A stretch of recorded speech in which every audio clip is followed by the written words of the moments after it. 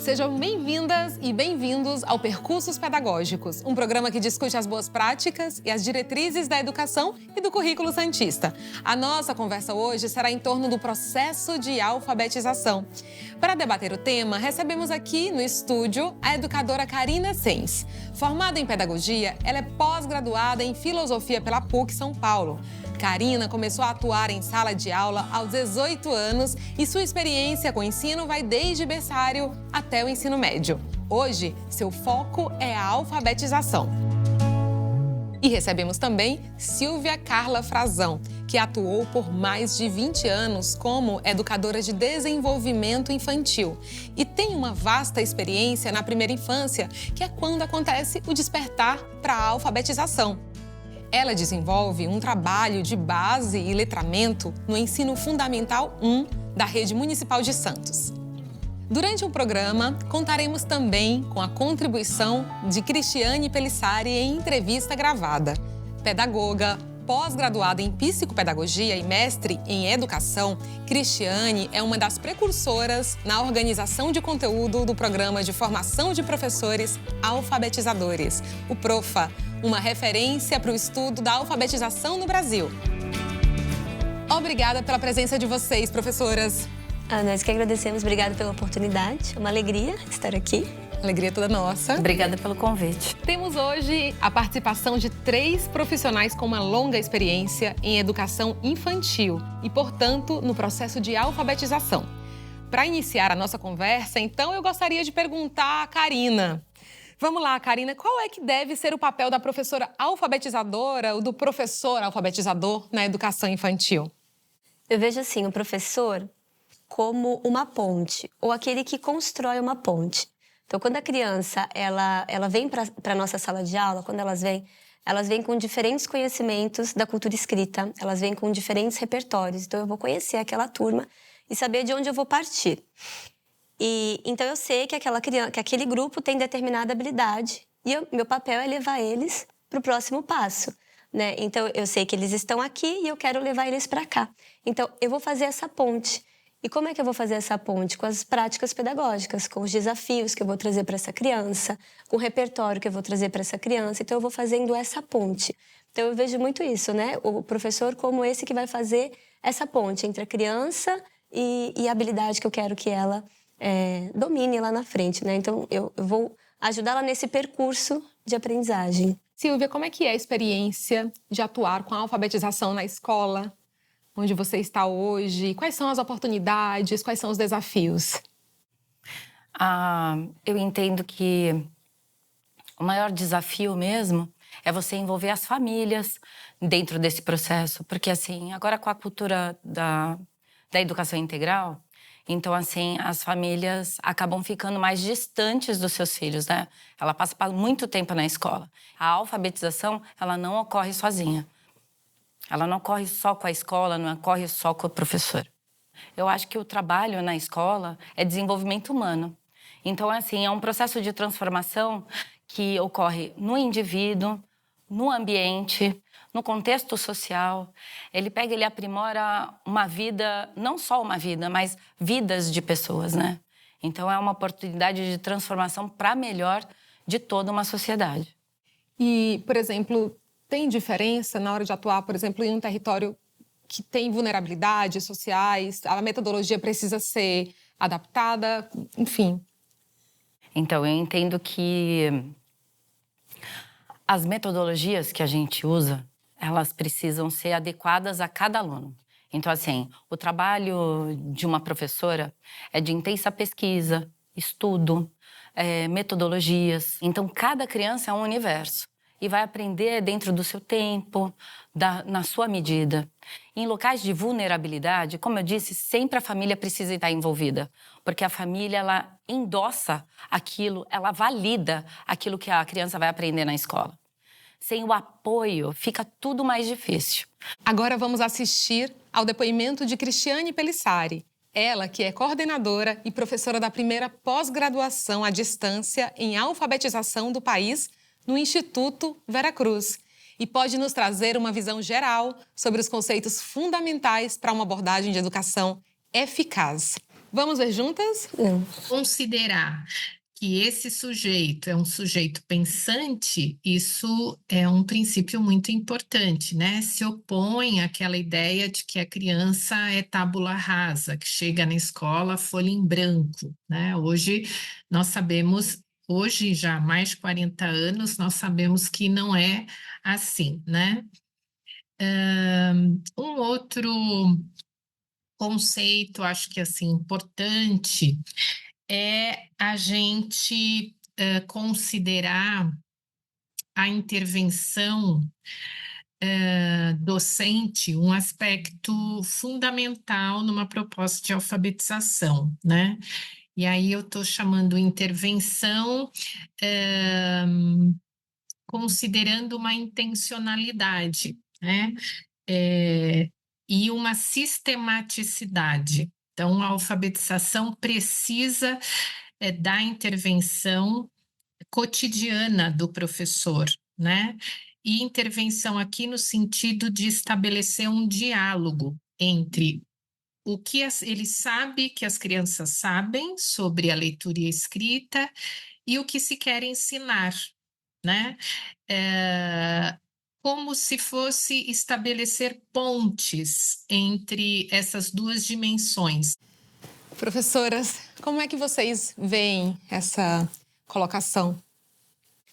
O que ela falou é isso mesmo, né? Da gente construir uma ponte. Então, quando eu penso que os meus alunos têm determinada habilidade e eles já desenvolveram isso aqui, já são capazes disso aqui, eu quero levar eles para um outro ponto, eu preciso fazer atividades intencionais. Então, não são quaisquer atividades, né? Mas atividades que tenham aquele objetivo de levar aquela criança daquele ponto para aquele ponto, né? E aí eu vou utilizar as diferentes metodologias que eu tenho para alcançar as crianças, né? Porque cada uma é diferente, cada uma, né, vai ter ali o seu jeito. Para algumas eu vou conseguir fazer de uma certa forma, para outras eu preciso pensar em outras estratégias.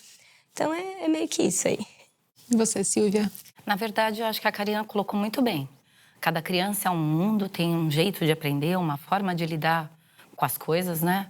Então, é você entender como aquela criança funciona para pegar, poder atingir o objetivo que você quer, que é a alfabetização, no caso. Então, é aí onde entra muito estudo, pesquisa, inclusive muita troca entre professores. Karina, em termos de metodologia, como iniciar o processo de alfabetização na educação infantil e quais são as vantagens assim para a criança iniciar esse processo ainda nesta etapa escolar? Temos duas perguntas aí, né? A primeira é como iniciar. Então, a gente inicia desde lá dos bebezinhos, lá da turminha do berçário. Então, quando eu vou lendo para a criança, quando eu vou falando, ela vai ouvindo, ela vai adquirindo vocabulário. Então, quando o professor ele pega o livro e ele vai fazer a leitura ali na sala, então ele fala, olha, esse aqui é o livro do carteiro, então o carteiro chegou. Então, ele vai mostrar e vai falar, né, olha, aqui está escrito, ó, o carteiro chegou, é o título do livro. E aí ele vai abrir esse livro, eu vou virar a página. E aí ele começa a mostrar para a criança que aquela leitura ela acontece ali da esquerda para a direita, então ela vai passando o dedinho e aquele dedinho ele vai descendo. Então, quando a criança ela vai pegar o livrinho, mesmo que ela não saiba ler, ela vai fingir que está lendo e você vê que ela vai passando o dedinho ali, né? E quando ela chega lá no primeiro ano, lá na frente, que ela vai usar o caderno, né? Ela entende que a escrita ela é da esquerda para a direita, que ela é de cima para baixo, né? E não só isso, né? Você vai trabalhar ali com a criança com questões motoras também, né? Então, e a segunda pergunta, quais são as vantagens? Então, eu costumo dizer assim, a gente não pode pular etapa, né? Então, eu preciso trabalhar as habilidades, né, de alfabetização na educação infantil, mas eu não vou pegar uma turma de 3, 4 anos e colocar sentado o dia inteiro, né, fazendo atividade, fazendo livro, eu não vou fazer isso. Então, eu não pulo etapas, mas eu também não posso deixar de oferecer, de oportunizar para essa criança essas vivências e essas etapas. Então, isso é uma vantagem, né? Quando eu começo a trabalhar desde cedo, é uma vantagem que vai ajudar ela lá no sucesso escolar que ela vai ter lá na frente, né? Porque ela já vai chegar com essas habilidades envolvidas. E na educação infantil, o processo de alfabetização, ele sempre ocorre dentro desse processo de ludicidade muito intensa, inclusive. E é de uma forma muito espontânea. E as crianças desenvolvem, né? E esse processo de transformação deles, assim, é bastante significativo. Então, quando eles chegam no ensino fundamental, eles chegam já, como ela disse, né, com as habilidades próprias para a escrita e para a leitura. Esse comportamento leitor e escritor, ele passa já por todo esse processo de lúdico que é vivenciado na educação infantil. Muitos são os caminhos estudados para embasar o processo de alfabetização. Por isso, a gente vai ouvir agora as reflexões da professora Cristiane sobre as metodologias de alfabetização que ela destaca e como sugere a integração entre essas metodologias. Vamos lá? Desconsiderar o sujeito como um sujeito que tem ideias sobre escrita, que chega na escola com essas ideias, e desconsiderar que a língua, né, não é simplesmente uma técnica de codificar e decodificar, né, mas ela é um sistema de representação e daí cabe a gente ensinar às crianças as práticas sociais de leitura e escrita. Quando a gente desconsidera isso, muito possivelmente, mesmo que de forma inconsciente, a gente acaba contribuindo para manter a desigualdade social, né? Então, penso que metodologias que se afastam desses dois conceitos, desses dois princípios, pressupostos, elas não são metodologias que visam uma alfabetização plena das crianças. Karina, além dos exemplos que você já nos trouxe, você poderia também nos trazer algumas atividades, situações didáticas que possam estimular ainda mais a criança a formular hipóteses sobre escrita e leitura nessa fase de alfabetização? Quando a gente fala sobre educação, sobre alfabetização em geral, a gente vai ter aí uma infinidade de metodologias, de teorias, de teóricos, enfim, uma variedade de coisas. E quando você está dentro da sala de aula, você tem alunos muito diferentes uns dos outros, né? Então, eu digo que o professor ele precisa ter uma paleta metodológica, né? Não dá para você ficar só em um teórico, porque às vezes aquilo que está sendo falado para o professor que é a verdade, né? Que tal teórico falou isso ou aquilo. E aí você vai para a sala de aula e aquilo não está indo. Então, quando você conhece diferentes metodologias, né, você consegue atender melhor a demanda da sala de aula. Silvia, e você, como é que você aborda as dificuldades de alfabetização que são encontradas por seus alunos? Então, eu acho que a gente precisa primeiro mapear essas dificuldades, ver o que cada aluno está tendo dificuldade, né? Se realmente é uma dificuldade disfuncional, se é de concentração, e para depois a gente poder fazer uma intervenção adequada para aquela criança. Outra coisa que eu acho importante, que inclusive complementa até a fala da Karina, é que, assim, existem teorias de estimação, assim, às vezes, de alguns professores, né? E, como ela disse, tem muitas novas propostas de trabalho. E a gente precisa experienciar que a ciência está trazendo e que isso daí pode propiciar, de repente, realmente um avanço significativo nessa alfabetização. Porque, veja só, os índices hoje, eles são baixos de alfabetização, mas isso é no país todo, né? Então, a gente precisa rever esses conceitos que a gente tem aprendido e insistido enquanto profissionais, né, da educação, com os nossos alunos, porque a verdade é que está funcionando e funcionando pouco. Então, é dentro dessa perspectiva que eu acho que a gente precisa abordar.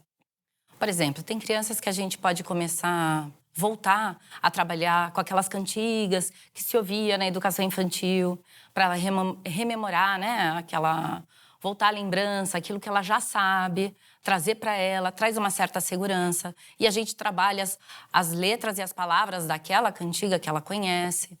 Isso daí, assim, traz segurança para ela no desenvolvimento e ela vai... A partir dali, a gente vai fazer o processo todo.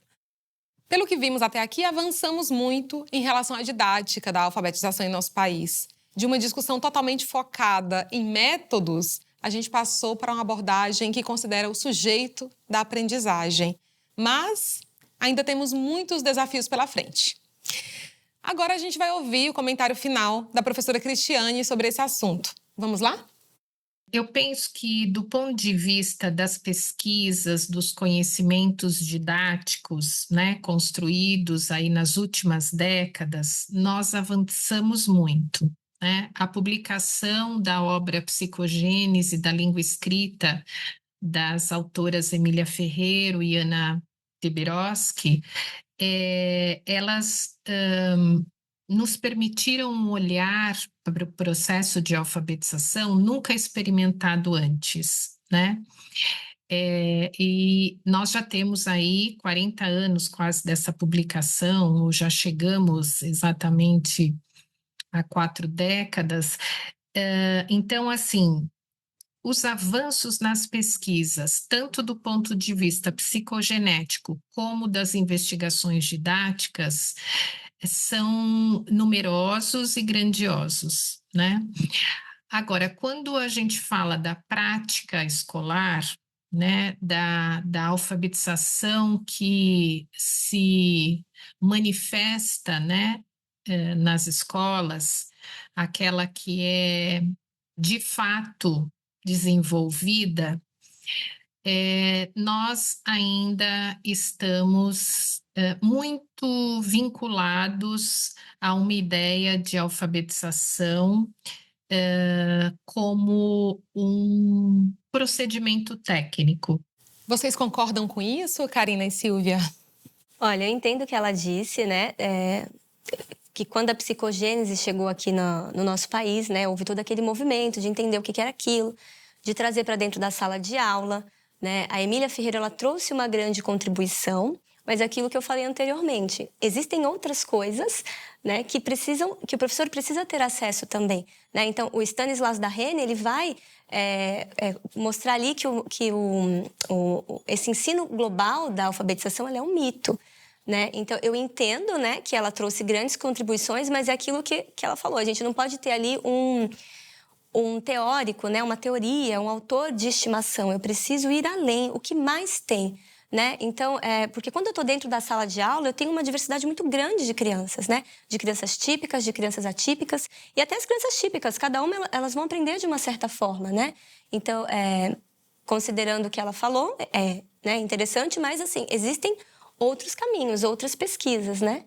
E que vão dizer aí que podemos, de repente, encontrar caminhos diferentes, paralelos a esse. Inclusive, ela falou assim, passar pela mera técnica. Na verdade, a gente precisa de técnica, precisa de estratégia, precisa de metodologia, a gente precisa desse conhecimento científico profundo até.